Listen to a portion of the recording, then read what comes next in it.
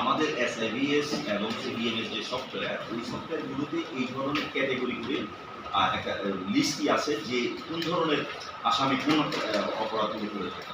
ওগুলো করে কিন্তু আমরা ওই ধরনের লিস্ট তৈরি করতে পারি। এটা আপনারা সময় দিলে সেটা আমরা চট্টগ্রামে এই ধরনের ইতিপূর্বে যে সমস্ত লোক এই সমস্ত কাজে জড়িত ছিল তাদের তালিকা আমরা দিতে পারবো। কিন্তু এখন পর্যন্ত আমরা এই দুইজনের বা এই তিনজনের পিসিপিআর ওই ধরনের কোনো পাইনি। তবে তারা যেহেতু একটা সম্ভবত চক্র, এটা কিন্তু আমরা বুঝতে পেরেছি যে তারা এই সহিদার ঘটনা মনে করতেছি। আর কৌশলগুলো কি থাকে? তারা কোন কোন কৌশলের আশ্রয় নিয়ে বাচ্চাগুলো চুরি ওই যে আগে তো আত্মীয় স্বজনের বা শুভাকাঙ্ক্ষী হিসেবে মেশে একটা আস্থা অর্জন করে ওই সময় দুর্বল সময়ে তারা এই কাজ করবে। এই মেহের কি কৌশলটা করেছিল, কি কৌশলটা অবলম্বন করে? মেহের কৌশল অবলম্বন করেছে, তাদের যে আত্মীয়কে তারা দেখতে এসছে তাকে সে রক্ত দিয়েছে। মানে আত্মীয় যে